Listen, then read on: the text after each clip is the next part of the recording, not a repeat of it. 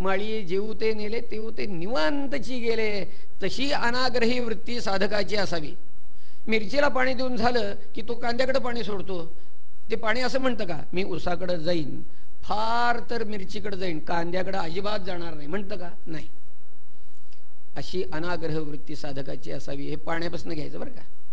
आणि सांगू, मऊपणे बुबुळे झगडिता ही नाडळे, एरवी फोडी कराळे पाणी जशी. बस. आपल्या डोळ्यात जर काही किलमिश गेलं तर आपण काय करतो, वाटीमध्ये पाणी भरून घेतो आणि त्यामध्ये असा डोळा बुडवून उघडझाप करतो. बस, आय वॉश असा झकास. मला सांगा, त्या पाण्यानं आपल्या बुबुळ खरं म्हणजे आपल्या शरीरातला सगळ्यात नाजूक अवयव बरं का, त्या बुबुळाला त्या पाण्यापासून काही इजा होती का हो? नाही. पण तेच पाणी जर असं वर्ण पडत असेल खाली महाराज, तर खाली असलेल्या काळ्या कभिन्न पत्थराच्या ठिकऱ्या ठिकऱ्या करतं महाराज. लक्षात घ्या, त्या धबधब्याच्या ठिकाणी काय दिसतं आपल्याला. मग ह्या पाण्यापासून काय घ्यायचं, काय घ्यायचं म्हणजे मौमेणाहुनी आम्ही विष्णुदास कठीण वज्रास भेदू ऐसे. पाण्यापासून घेता येण्याजोगा गुण. आणखी सांगू, ज्ञानेश्वर महाराज म्हणाले, जळाची ये परी तळवटू घे. साधकानं नम्र कसं असावं पाण्यापासून शिकावं म्हणाले. पाणी तुम्ही कुठंही जरी सोडलं तरी ते लोएस्ट पॉइंटला येऊन थांबतं. तसं साधकानं नम्र असावं. आणि या नम्रतेचा परिणाम काय होतो मग, नम्र झाला भूता तेने कोंडिले अनंता. बस, घेता येण्याजोग्या गोष्टी पुष्कळ आहेत महाराज. उघडे डोळे ठेवले पाहिजेत आणि उघड्या डोळ्यानं बघितलं पाहिजे. लक्षात घ्या. पृथ्वी वायुराकाश मापोग्निश्चंद्रमा. कपोत, कपोताला गुरु केलं म्हणून सांगितलंय. कपोत याचा अर्थ कबुतराचा पक्षी, कबूतर पक्षी. काय झालं म्हणाले, एकदा मी असं, कोण सांगतंय, अवधूत दत्तात्रेय सांगतायत बरं का. मी असा एकदा रानात हिंडत होतो, एका झाडाखाली निवांत बसलो होतो म्हणाले. झालं काय तर समोरच्या झाडावर एक कबुतराचं जोडपं राहत होतं, घरटं होतं. तिथं त्यांची एक 4-2 कच्ची बच्ची पोरही होती. एका पारध्यानं ते रंग जो असतो तो काय करतो, दिव्याच्या ज्योतीवर येऊन बसतो आणि जळून मरतो. रूप विषयाला भुलतो म्हणून मरतो. म्हणून त्याला गुरु केला. शब्द स्पर्श रूप रस विषयाला भुलू नव्हे म्हणून माशाला गुरु केला. मासा गळाला आमिष लावलेलं असतं, आज सोडलं की ते खायला जातो की गळ घशात अडकला बघा, मेला. आणि गंध विषयाला भुलू नव्हे म्हणून भ्रमराला गुरु केलाय. एक भ्रमर त्या कमळाच्या फुलामध्ये बसलेला होता. आतला सुवास घेत बसला बसला बसला, इतका तल्लीन झाला तर म्हणे. पण झालं काय की सूर्यनारायण अस्ताला गेला आणि ती कमळ जे होतं, ज्या कमळामध्ये हा भोंगा बसला होता ते सूर्यविकासी होतं. कमळात 2 प्रकार, एक चंद्रविकासी, एक सूर्यविकासी. सूर्यविकासी कमळ कसं असतं, सूर्यनारायण उगवला की ते उमलतं, सूर्यनारायण मावळला की मिटतं. ते सूर्यविकासी कमळ होतं. आणि सूर्यनारायण अस्ताला गेला आणि ती कळी मिटली की हो, हा भोंगा आत अडकला. आता या भोंग्याला बाहेर जाणं काय अवघड आहे का सांगा. हा, भोंग्याची क्षमता अशी आहे, लाकडाची तुळवटाच्या तुळवट पोखरून टाकेल महाराज. त्याच्या या गुणाचा उपयोग मारुतरायाने करून घेतला होता चंद्रसेनेच्या महालामध्ये. हा, त्याला ती कमळाची पाकळी चिरणं काय अवघड आहे का, परंतु आसक्ती आडाली महाराज. लक्षात घ्या. त्याने काय विचार केला, जाऊ दे म्हणाला, कशाला पाकळी चिरायची, एवढं छान आपल्याला वास देणारं कमळ आहे ते, काय एक रात्र तर काढायचे ना. म्हणाला उद्या सकाळी सूर्यनारायण उगवेल, उगवलं की कमळ उमलेल, आपल्याला जाता येईल. इतक्यामध्ये झालं काय, रात्रिर्गमिष्यति भविष्यति सुप्रभातम भास्वान उदेष्यति हसेष्यति पंकजश्री इत्थं विचिंतयति कोशगते द्विरेफे हा हंत हंत नलिनिंगज उज्जहार. तेवढ्यात एक हत्ती आला म्हणे आणि त्यानं ती कमलवेल सगळी उखडून काढली आणि पायदळी घालून तुडवली. त्यामध्ये हा भोंगा मेला. बस, शब्द स्पर्श रूप रस गंध सगळ्या विषयांचा त्याग करावा यासाठी यानं गुरु केलं म्हणून सांगितलंय. पुढं सांगतात म्हणाले, पिंगलेला गुरु केलं. पिंगला नाम वेश्या असीत विदेह नगरे पुरा. पिंगला नावाची एक वेश्या होती, तिचा देह विक्रयाचा व्यवसाय. आज ती वाट बघती आहे, आज आपल्याकडे कोणीतरी येईल, आपल्याला धन देईल. आज ती आपल्याकडे येईल कोणीतरी, आपल्याला धन देईल. वाट बघितली बघितली बघितली, तिच्याकडे कोणीही फिरकलं नाही. त्यानंतर तिच्या लक्षात आलं की हे आपलं आपण वाट बघितली हे चुकलं. संतम समीपे रमणम रतिप्रदम वित्तप्रदम नित्यमिमं व्याय अकामदम शोक भयादिशोक दुःख भयादिशोकम मोहप्रहम पदम तुच्छमहम भजे ज्ञा. त्या पिंगलेनं जे गीत गायलं ते ऐकून अवधूतांनी तिला गुरु केलं. ती काय म्हणाली ठेव काय का, आशा हि परमं दुःखम नैराश्यम परमं सुखम. बस, माणसाच्या मनातली आशा जी आहे ती त्याच्या दुःखाला कारणीभूत आहे. नाहीतरी तसंच आहे बरं का, लक्षात घ्या. माणसाच्या वासना माणसाला स्वस्थ बसू देत नाहीत. म्हणून आमचं शास्त्र सांगतं अरे वासना कमी करा. थोडासा एक विषय सांगतो आपल्याला. 11 सव्वा 11 पर्यंत आपण कथा संपवणार बरं का, लक्षात घ्या. 11:30 बरं चालते, काय हरकत नाही मला.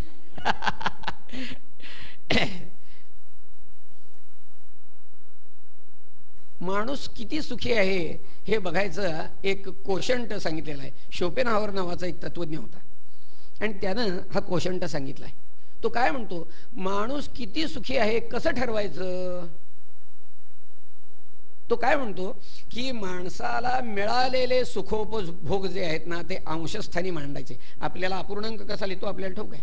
एक रेघ मारलेली असती, वरती एक आकडा खाली एक आकडा, हा अशा रीतीने तो अपूर्णांक लिहिला जातो. तो काय म्हणतो, मिळालेले सुखोपभोग जे आहेत त्यांचा आकडा अंशस्थानी मांडायचा आणि जितक्या इच्छा आहेत आपल्याला हे मिळायला पाहिजे, ते मिळायला पाहिजे, हे व्हायला पाहिजे, ते व्हायला पाहिजे, त्यांचा आकडा छेदस्थानी लिहायचा. समजा एखाद्या माणसाला 10 गोष्टी मिळालेल्या आहेत. त्याला काय फ्लॅट पाहिजे, फ्रीज पाहिजे, गाडी पाहिजे, अमुक पाहिजे, तमुक पाहिजे, 10 गोष्टी मिळाल्या आहेत. तर त्यांना आपण सुखी किती आहोत हे बघायसाठी काय करायचं, तर अंशस्थानी 10 आकडा लिहायचा आणि छेदस्थानी काय करायचं, तर आपल्याला मिळालेले आपल्या मनातल्या ज्या वासना आहेत, आशा ज्या आहेत त्यांचा आकडा. आता या किती असतील, अहो किती काय सांगायचं, माणसाच्या 1000 आशा असतात. मग त्यांना समजा एक 100 आहेत अशी कल्पना करा. तर त्यांना 100 हा आकडा खाली लिहायचा म्हणजे छेदस्थानी. म्हणजे हा किती सुखी झाला, तर 10 100 अंश म्हणजे 1 दशांश सुखी झाला बरं का, लक्षात घ्या. लक्षात आलं का बा, 10 100 अंश म्हणजे 1 दशांश सुखी झाला. आता होतं काय, माणूस आपल्याला आपण अधिक सुखी बनावं म्हणून काय करतो, तो अंशस्थानचा आकडा जो आहे तो वाढवायचा प्रयत्न करतो. अंशस्थानी काय आहे, मिळालेले सुखोपभोग, तो आकडा वाढवायचा. म्हणजे तो 10चा 15 20 असा करायचा तो प्रयत्न करत असतो. समजा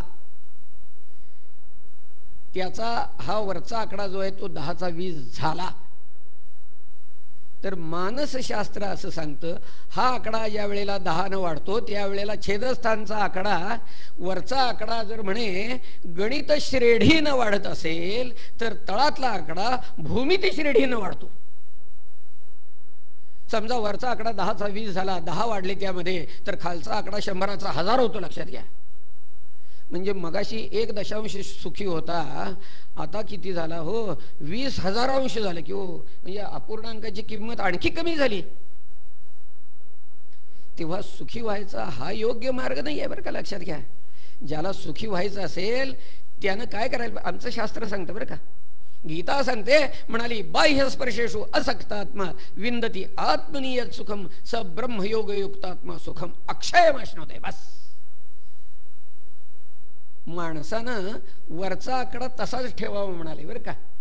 आमचं शास्त्र सांगतं वरचा 10 जो सुखोपभोगांचा मिळालेला आकडा आहे तो तसाच ठेवावा. फक्त काय करायचं, खालचा 100 आहे ना तो जरा कमी करावा.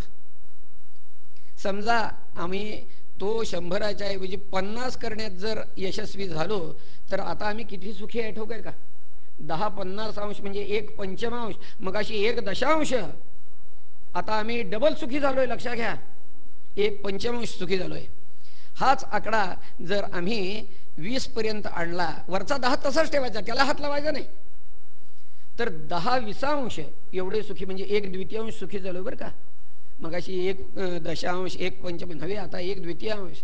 असंच करत जर आम्ही खालचा आकडा जर 10 केला तर 10/10 म्हणजे पूर्ण सुखी झालो, 1 एकांश. बरोबर आहे. आता हीच प्रक्रिया आमचं शास्त्र सांगतं की वाढवा. काय करायचं, छेदस्थानी जे 10 आहेत, वरचा 10 जो आकडा आहे तो तसाच ठेवा. छेदस्थानी जो 10 आकडा आहे त्याचा 5 करा. आता 10 पंचमांश म्हणजे तुम्ही डबल सुखी झाला. आता लक्षात घ्या, तोच आकडा जर 1 केला तर तुम्ही दसपट सुखी झाला. आणि if the denominator tends to 0, छेद जर 0 केला तर गणितशास्त्र असं सांगतं anything divided by 0 is infinity. आणि गीता तेच सांगते सुखम अक्षयम अश्नुते. लक्षात घ्या. अवधूत म्हणतात तिच्यापासून हे मी शिकलो. आशा हे, तुकाराम महाराज म्हणाले, आशा हे समूळ खणून काढावे. बस. त्या पिंगलेला गुरु केलं. आणि कुणाला गुरु केलं म्हणाले, एका कुमारीला गुरु केलं. तिला बघायला काही माणसं आली. ती मनाशी विचार करते आहे, घरात आई बाबा नाही आहेत, आता यांची जेवायची व्यवस्था करायला पाहिजे. म्हणून तिनं साळी काढायला सुरुवात केली. पण मनात विचार आला की आपण साळी काढतोय, काकणांचा आवाज होतोय, बाहेरची माणसं म्हणतील बघा यांना आम्ही आधी कळवलं आणि जेवायची व्यवस्था नाही का करायची. तिनं काय केलं तर हातातली एक एक बांगडी उतरवायला सुरुवात केली, कांडायला सुरुवात केली. तरी सुद्धा आवाज होतच होता. शेवटी म्हणे तिनं प्रत्येक हातात एक एकच बांगडी ठेवली. त्यावेळेला आवाज बंद झाला. अवधूत दत्तात्रय म्हणतात याच्यावरनं मी बोध घेतला. काय घेतला? साधना करणाऱ्या साधकांना 4 चौघामध्ये बसून साधना करू नव्हे. 4 चौघात बसलं की साधनेचं वाटोळ. हा असाच आहे, तो तसाच आहे, ही अशीच आहे, ती तशीच आहे. सुरू बघा. आणि म्हणून तुकाराम महाराजांचं भजन भंडाऱ्यावर का? जनसंपर्क नको, तिथं जावं महाराज, निवांत बसावं. वृक्षवल्ली आम्हा सोयरी वनचरी पक्षी ही सुस्वरे आळवेती. त्या ठिकाणी बसून भगवंताचं भजन करावं. जनसंपर्क नको. आता लोक तिथेही जाऊन त्यांना त्रास देतो ते हा भाग वेगळा, त्याला काही इलाज नाही. तुकाराम महाराज भजन करत भंडाऱ्यावर बसले. ते एक जण गेला तिथं आणि महाराज भजनात तल्लीन झाले. अहो थांबा, महाराज म्हणाला जरा भजन थांबवा जरा. काय रे काय म्हणला? माझी म्हस चुकली आहे. तुम्ही म्हस कुठं बघितली हो का माझी? तुकाराम महाराज म्हणतात अरे म्हशी बघायला काही इथं येऊन बसलोय मी, गावात काय कमी आहेत का म्हशी? एकांतामध्ये साधकानं साधना करावी. शरकाराला गुरु केला. शरकार साधकानं त्याच्यापासून एकाग्रता कशी असावी हे शिकावं म्हणाले. शरकार म्हणजे बाण तयार करणारा. तो असा बाण तयार करत होता. सहाण्यावर घासायचा बाण, त्याला टोक व्यवस्थित झाले का बघायचं, मनासारखं झालं नाही म्हटलं की आणि घासायचं. या कामामध्ये तो इतका तल्लीन होऊन गेलेला होता महाराज. त्याच्या दुकानावरनं राजाची हत्तीवरनं बँड लावलेली सैन्याच्या लवाजम्या सकट मिरवणूक गेली. 15-20 मिनिटांनी एक मनुष्य आला आणि त्या शरकाराला विचारतोय काय? अहो म्हणाले इथनं सरकार स्वारीची मिरवणूक गेली का हो? तो शरकार काय म्हणतो ठोक आहे का? मला काय सांगता येणार नाही म्हणाला. का?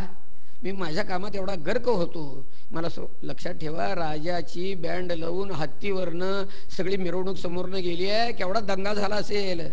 परंतु तो म्हणतो माझं लक्ष माझ्या कामात होतं. साधकाची अशी एकाग्रता असावी साधनामध्ये. आणि शेवटी म्हणाले की ऊर्ण नाभी सुपेशकृत. ऊर्ण नाभी म्हणजे कोळी. कोळ्याला गुरु केला. का? तर कोळ्याकडे बघितल्यानंतर मला या सृष्टीचं उपादान कारण आणि निमित्त कारण एकच परमात्मा कसा आहे हे कळलं, म्हणून त्याला गुरु केला. आणि सुपेशकृत म्हणजे भिंगुरटी. परवा दृष्टांत दिला बघा. ती कुंभारीण माशी आपल्या घरट्यामध्ये आळी आणून ठेवती. त्या आळीला ध्यान लागतं सारखं की आता ही येईल आपल्याला दंश करेल, येईल दंश करेल. असं करता करता त्या आळीचं कुंभारणीत रूपांतर होतं आणि ती निघून जाते महाराज. अवधूत दत्तात्रेयांनी आपल्या समाधानाची गुंडी खोलली महाराज. 24 गुरु केले म्हणाले. 24च नाही म्हणाले, आणखी एक केला गुरु. कोण? देहु गुरुर मम विरक्ती विवेक हेतु बिभ्रत्न सत्वनिधनं सततार्त्युजर्कं तत्वान्यनेन विमृशामि यथा तदापि पारक्यमित्यवसितो विचाराम्य संघः. ते म्हणाले या देहाला गुरु केलं का? तर ह्याच्यापासून वैराग्य आणि विवेक या 2 गोष्टी मला शिकायला मिळाल्या म्हणाले. वैराग्य कसं? अहो कसं म्हणजे काय? आत बघा की जरा अंतर्मुख होऊन काय आहे आत. ज्ञानेश्वर महाराज म्हणाले काम कर्म अविद्या त्रिगुण पंचभूताने विणली रे, रक्त रेत दुर्गंधी जंतू नरकमुताने भरली रे. अरे कान्होबा, तुझी तेवढी घोंगडी चांगली आणि आम्हासी काय रे दिली वांगुली?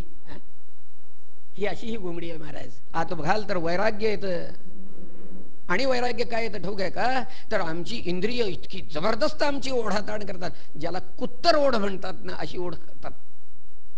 जीव वैकतो मुमपकर्षति करेहि तर्षा शिस्नोन्यतस्त्वगुदरं श्रवणंकुतश्चित घ्राणुन्यतश्चपलदुर् क्वच कर्मशक्ती भव्यस्य पत्न्यैव गेहपतिं लोनंती.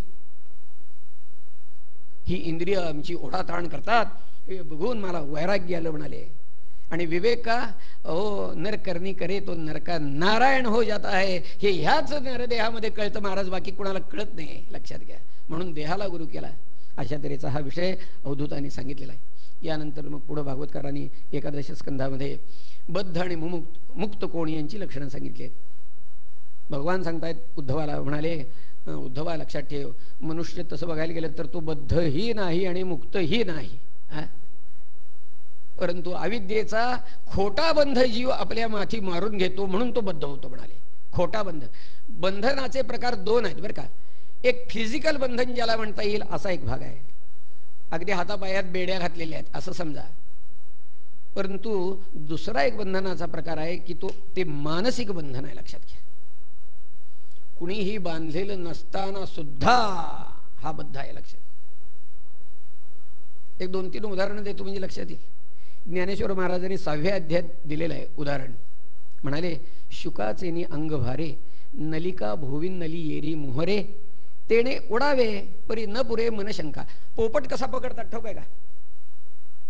पोपट पकडायची पद्धत अशी आहे की एक धातूची नळी घ्यायची की ज्या नळीचा इन्नर सरफेस अत्यंत गुळगुळीत आहे, तशीच एक धातूची दुसरी सळी घ्यायची की ज्या सळीचा बाहेरचा पृष्ठभाग अत्यंत गुळगुळीत आहे आणि ह्या सळीचा ओढी आणि त्या नळीचा आयडी हे जवळजवळ एक आहेत. अशा या 2 वस्तू घ्यायच्या आणि त्या नळीमध्ये ती सळी अशी घालायची, 2 बाजूनं बाहेर काढायची. म्हणजे आता अगदी काय झालं सांगू का, बेरिंग कसं असतं तसं फ्रिक्शनलेस. बस 2 बाजूला ती नळी बाहेर काढलेली आहे, त्याला 2 बाजूला दोरे बांधायचे आणि असा तो झोपाळा ज्या एखाद्या डाळिंबाच्या झाडाचं डाळिंब चांगलं छान पिकलेलं उमललंय उकललंय त्या ठिकाणी बांधून ठेवायचा. एखादा पेरू पिकलेला आहे तिथं झोपाळा बांधायचा. ते डाळिंब खाण्यासाठी म्हणून पोपट तिथं येतो आणि त्या झोपाळ्यावर बसतो, पण बसल्याबरोबर जो हिसका बसतो त्यामुळे त्याचा बॅलन्स जातो आणि ते फ्रिक्शनलेस आहे, त्यामुळं असं धरल्याबरोबर ते फिरतं. एकदम फिरलं की पोपट असा उलटा झाला बघा. शुकाचेनी अंग भारे नलिका भोविन नली येरी मोहरे तेणे उडावे. खरं म्हणजे आता त्यानं उडून जावं की, पण न पुरे मनी शंका, ज्ञानेश्वर महाराज म्हणतायत. तो असं धरतो आणि त्याला असं उलट झाल्या कारणानं आता सगळं वरती आकाश दिसायला लागतं बरं का. आणि त्याला असं वाटतं की आपले जर आता पाय सुटले तर ह्या निळ्या शार आकाशात पडून आपल्या ठिकऱ्या ठिकऱ्या होतील, म्हणून तो घट्ट धरून ठेवतो. म्हणे बांधिला मी फोडा ऐसिया भावनेच्या पडे खोडा आणि मोकळी या पायाचा चवडा गोवी अधिके. घट्ट धरून ठेवतो इतकं. ज्ञानेश्वर महाराज म्हणाले ऐसा काजेवीण आतोडाला. काय नडलं तर का? पाय सोडावेत रिकामा आहे. अहो गंमत झाली अशी, एका पोपटाला एकाकडे एक पोपट होता, असा इतकं सुंदर बोलायचं शिकवलेलं, पण त्याला ठोक होतो हे पोपट कसा पकडतात की नळीवर बसलं की ते असं फिरतंय, मग ते सोडून दिलं नाही तर येऊन दरवेशी धरतोय तो, कोण असेल तो पारधी. म्हणून त्यानं पोपटाला शिकवून ठेवलं तर पाय सोडले की मोकळं, पाय सोडले की मोकळं. तो पोपट म्हणायचा बरं का तोंडानं, पाय सोडले की मोकळं, पाय सोडले की मोकळं. आणि एक दिवस असाच त्याला कुठेतरी सोडला आणि जाऊन बसला की हो त्या झोपाळ्यावर जसा बसला तसं फिरलं की ते उलटा झाला, वर निळशार आकाश दिसायला लागलं. तोंडाने म्हणतोय बरं का, पाय सोडले की मोकळं, पाय सोडले की मोकळं. अरे पण सोड की बाबा, कळलं पाहिजे की ते. कुणी बांधलंय का हो त्याला? कुणीही बांधलेलं नाही आहे. म्हणे बांधिला आम्ही फोडा ऐसिया भावनेच्या पडे खोडा मोकळे या पायाचा चवडा गोवी अधिके ऐसा काजे विणा आतुडाला. तो सांग पा आणिके काय बांधिला. मग न सोडीच जरी नेला तोडोनी अर्धा. ज्ञानेश्वर महाराज म्हणतात. तो इतकं घट्ट धरतो, तो पारधी येऊन त्याला असं ओढून काढतो, वेळ प्रसंगी त्याचे पाय तुटतात म्हणे, इतकं घट्ट धरतो तो. आपण बघितलं असेल एखादा मुंगळा जर चावला, डोंगळा, तर बघितले का? त्याला तुम्ही ओढून काढायचा प्रयत्न करा, तो तुटतोय पण सोडत नाही, लक्षात घ्या.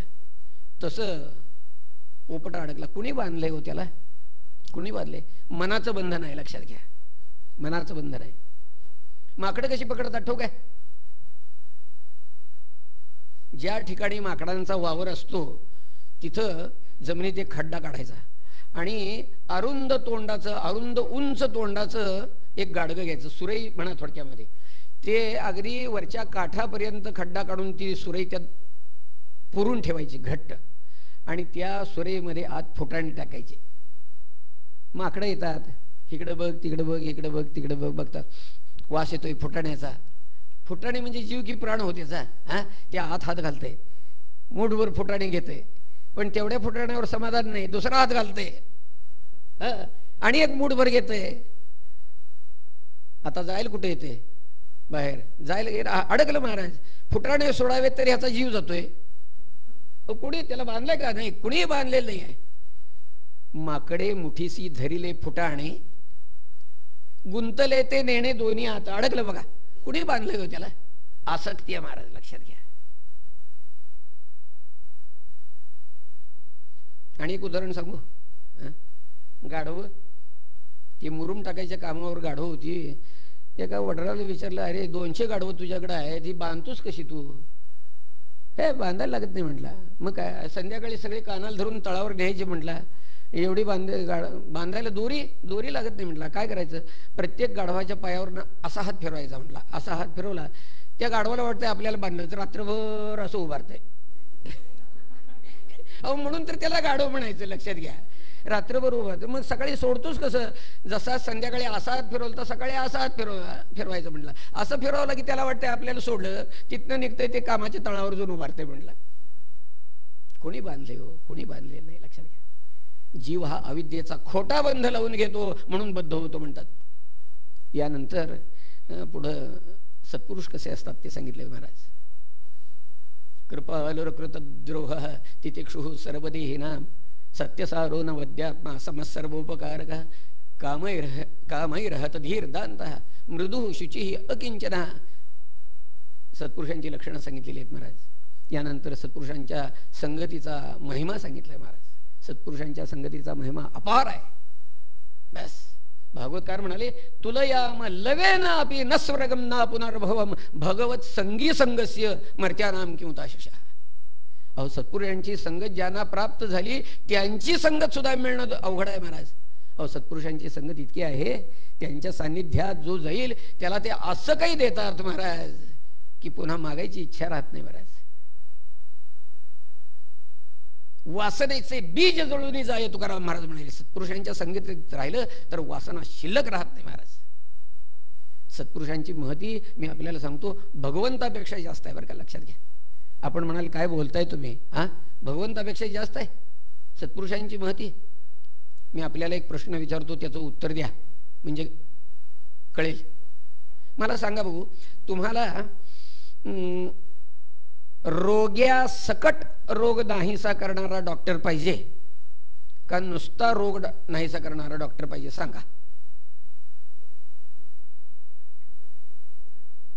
रोग्या सकट रोग नाहीसा करणारा डॉक्टर पाहिजे का नुसता रोग नाहीसा करणारा डॉक्टर पाहिजे? सांगा. नुसता रोग हो, रोग्या सकट कसं हो? मी आपल्याला सांगतो, भगवान हा असा डॉक्टर आहे की जो रोग्या सकट रोग नाहीसा करतो. भगवंतानं कंसाला मुक्ती दिली, अघासुराला मुक्ती दिली, पुतनेला मुक्ती दिली, पण फॉर्म्युला ठरलेला, मुर्दा पाडायचा मोक्ष द्यायचा, मुर्दा पाडायचा मोक्ष द्यायचा. लक्षात घ्या. तुकाराम महाराज, ज्ञानेश्वर महाराज, एकनाथ महाराज, नामदेव महाराज, या संतांनी अनंत जीवांचा उद्धार केला. किती लोकांना मारलो. मग संतांची महती भगवंतापेक्षा जास्त आहे की नाही सांगा बघू. मी आपल्याला सांगतो, महत्वाची गोष्ट अशी आहे की संत आम्हाला काय मागायचं ते शिकवतात. देव काय करतो ठाऊक आहे का? मागेल ते देतो, पण काय मागायचं शिकवत नाही.